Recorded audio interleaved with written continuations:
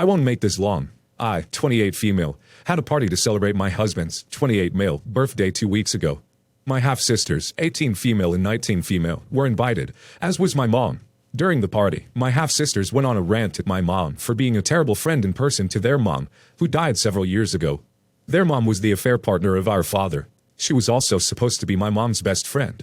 My mom hated her and my dad for what they did, and refused to have anything to do with them or my half-sisters. She always told me I did not have to hate them for her, but that I had to understand she would never be their family. My half-sister's mother got sick several years ago. She tried to make up with my mom, but my mom would not go and see her and apparently died torn up about it, and many of her family believe she died faster because she wanted to see mom again. They had grown up together and known each other from the age of 2, and they believe she truly regretted hurting my mom. A lot of anger was aimed at my mom for this. I always told my half-sisters not to drag me into that mess, and that I would not stand for them insulting her around me. They were good about that, until the party. I also found out they had sort of planned to gang up on her and make a public scene, because they said they had been waiting to say that stuff to her. I was furious. I told them to leave. They asked how I could make them leave over her, that their mom. I told them I did not care about their mother, and their mother was not more important to me than my own. I told them they were no longer welcome. They argued back but were escorted out. They tried to call me several times since. I've not answered. They've sent texts saying I'm an a-hole, and how could I abandon them like this and treat them so terribly? Am I the a-hole? Not the a-hole. They deliberately caused the situation with the mistaken belief that your mom should have continued being besties with her husband's affair partner. That's definitely not even a little bit okay. I'm not sure how you've abandoned them just because you don't need to listen to their BS. You seem quite reasonable to me. Went on a rant at my mom for being a terrible friend in person to their mom. Excuse me, projection much? Who effing cares that your dad's affair partner tried to make up before she died with the childhood friend she betrayed? Your mom was under no obligation to relieve her ex-friend's burden or justifiable guilt, and your half-sisters and their family can stuff it. All of them can live or die with the consequences of their actions, including their rotten behavior at your party. Not the a-hole. Not the a-hole. It's unfortunate, but your mother had every right to erect boundaries against someone who betrayed her. Really the worst kind of betrayal. She did not owe it to her former best friend, betrayer, to forgive her. She was generous to you to say she did not object to your having a relationship with your half-sisters. Your half-sisters were out of line. Their mother and your father were responsible for destroying your mother's family. Your nuclear family too, of course. It's up to you if you want to resume contact with them. I, 16 female, work and buy most if not all of the food I eat. I also get to buy video games and things like that when something good comes out. I don't ever have to ask my dad or his wife for money. But sometimes my step-siblings, stepsister, 15 female, and stepbrother, 14 male, will ask me for money or for some of the food I bought, or they'll want me to buy them a video game. I've always said no, and now that they're both technically old enough, I tell them to babysit or get some kind of job where they can pay for that stuff. My dad's wife doesn't like it. She says what's mine is technically hers and my dad's, and it should be shared. I told her I work for it though, and I've worked in some capacity since I was 14, and I sometimes got money when I was 13 to pick up groceries for a neighbor, which I started doing to help her out, but she would pay me a little sometimes. She went on about family again, and then my dad told me it was selfish of me not to be more inclusive of my siblings. He and I talked one-on-one where I told him we weren't siblings, that they only wanted something from me because I have money and they don't, but they never give a crap about us being a family either. We have never acted or lived as a family. Before this stuff really got annoying, we lived as two separate families, and once my step-siblings started asking, my dad and his wife started acting like we were siblings who'd known each other a long time. But even now it has been only 3 years since I first met her kids and her. They were together 2 years before they got married, and we weren't introduced before then. My dad still thinks I should consider them my family, and should be more selfless and loving because we'll always be in each other's lives, and he was mad that I didn't consider them family, because he said step-family is still family. Am I the a-hole? Not the a-hole. You are not obligated to share possessions you've paid for yourself, or give them money you've earned. This would be the same even if they were full siblings.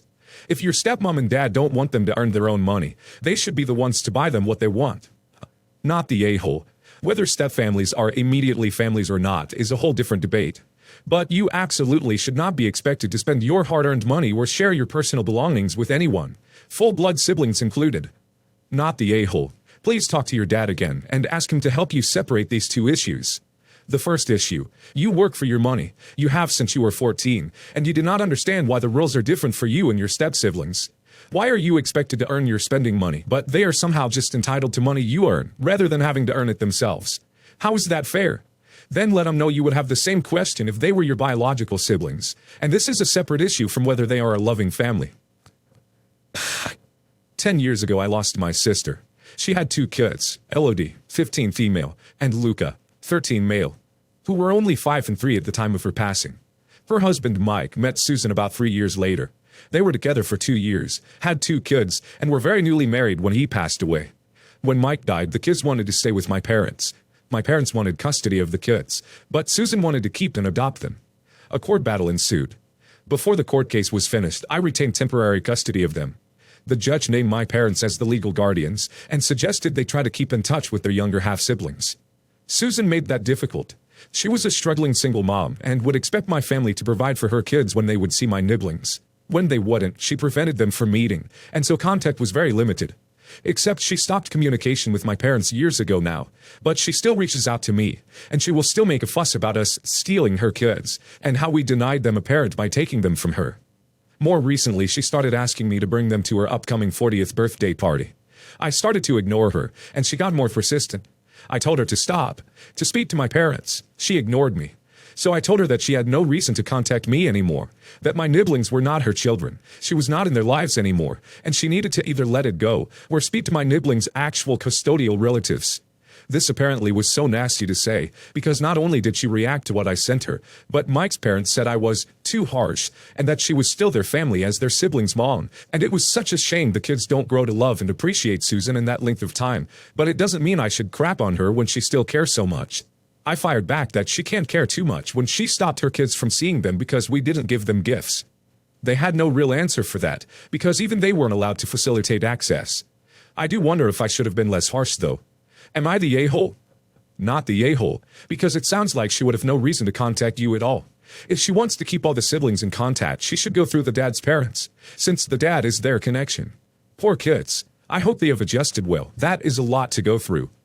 Not the a-hole. Lady made her bed and tried to claim 2 kids who weren't hers to begin with, then tried to force your family to financially support her other children. Some of the problems with being a step-parent is that once that relationship ends, you lose the other person's kids. It's the reason I don't date someone with kids. She tried to keep them and failed. Everyone sucks here, leaning you're the a-hole. You see Susan as an enemy due to the custody battle. But from here, she looks like a woman who loved them enough to want to keep them. And how is that bad to have more people like that in their lives? What are Elodie and Luca's thoughts? Do they want to see her? Also, what exactly does provide for during the half-siblings visits mean? Like, expect them to be included in the fun activities you guys choose? Even if they were expensive and fed, or if it's Christmas or birthday, someone would think to get them a present and be considerate about the disparity. Unless she was making large demands outside of their visits, like for private school tuition if their half-siblings were being sent to private school, or expensive ballet lessons because niece was getting the same. The request for equal treatment during visits seems pretty reasonable, and actually good parenting, not sending her children to a place where they'd be treated as second-class citizens. I would like to point out that your parents, and you, choose the activities she wanted you to pay for. The kids do not care. They did not want to stay with Susan, and they do not want a relationship with her. She wanted birthday and Christmas gifts and random little gifts sent from time to time. Basically, she wanted them to treat them the way they did my niece and nephew, even though they had custody. She was the one who would choose a place that costs money, versus a park which is free, and then expect them to pay. They would try to keep it in a neutral place and somewhere that wouldn't cost money, but that wasn't always what she wanted. Honestly, the contact should have happened with Mike's parents, since they're the grandparents of all 4 kids, and they seem to care now, but never offered to help before. And they saw Elodie and Luca, and they saw their other grandkids. My step-siblings and I had very different families. My dad and stepmother adopted them when I was 18 to 21, and they're being raised in a very traditional, obey-your-parents family-is-everything environment. I was raised the opposite of that. Something incredibly traumatic happened to my stepmother that was caused by my mother. So once I was 13, I didn't really have parents anymore. I was not only allowed, but encouraged to be out of the house as much as possible, and with no questions asked about where I was going or what I was doing. My dad would literally drive me wherever I asked, which I rarely had to. Around age 14, I ended up quietly moving in with a local college student who was pretty much informally running a home for rejected kids. Some of them were related to her, most were not. Looking back, it was an incredibly sketchy setup, but she was genuinely a good person, and the other kids involved were also the best they could be, so it managed to be okay. I'm still in touch with most of them today, and one of them is now my fiancé. I don't have as much contact with my family because we're not close, but I am trying. Recently, they've been complaining about the things they fight with their teenage kids on. They won't let their 16-year-old get birth control because they think it's not appropriate. I was borderline forced on it at 13 because I was alone too much. So this stance of theirs is news to me, and I reminded them of that. I didn't realize they were on speakerphone. The kids heard it, and they freaked out. Now my parents are mad at me for bringing up a dark chapter, and for giving the kids information that they can't possibly understand. I didn't know they didn't know anything. I know there was a big push to sweep everything under the rug to look normal around the time of the abductions. There wasn't a discussion about it, but the fact that I just didn't live there as a teenager and that they didn't raise me at all has never really been acknowledged. But not that nobody should ever know anything. Now my step-siblings want to know the truth of our parents. My parents are blowing up my phone for dredging up the past. I don't think I did anything wrong, but this is also making this a really sticky situation for everyone involved, and that might be not the a-hole. They were the neglectful parents here. If they cannot handle even hearing the truth now, that's on them, especially as you were the one who had to live it. Your parents disgust me for the way they neglected you growing up. I have zero sympathy for them whatsoever. You are a much better person than I am to be able to forgive them and give them a second chance like you have. Not the a-hole. It honestly seems like your parents would rather blame you for their problems and pretend they weren't crappy parents to you than really look at themselves and admit their own faults. They are also a-holes for not allowing their other children to be on birth control. If she wants to have she's going to do it anyways. It doesn't matter if they approve or not. They should feel lucky she's asking to get on birth control first, rather than blindside them with a teen pregnancy. Not the a-hole. Their failures as parents are not your problem, nor should it be swept under the rug and hidden, as, regardless of the circumstances, they are failures. Their inability to accept responsibility for their actions is not your problem, nor are you expected to lie to your half-siblings to protect their image. They failed you, period. And they failed to tell you that they were listening is also their failure. Remind them that they can look up the dictionary definition of self-accountability, and maybe stop failing you for a change. So, a little backstory. Back in the early 2000s, I had just enlisted for the military. I went off to boot camp, and while I was gone, I told my younger brother don't mess with my vehicles while I'm gone. Well, he didn't listen, so after boot camp I found out he crashed my car.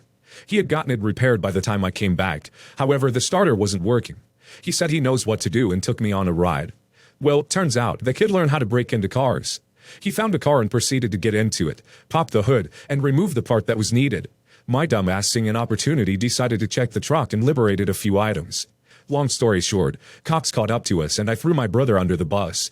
He took the rap while I continued with my service. He is upset that I threw him under the bus. We make up over the years and decided to buy him a motorcycle that he wanted, and we seemed to have a good relationship.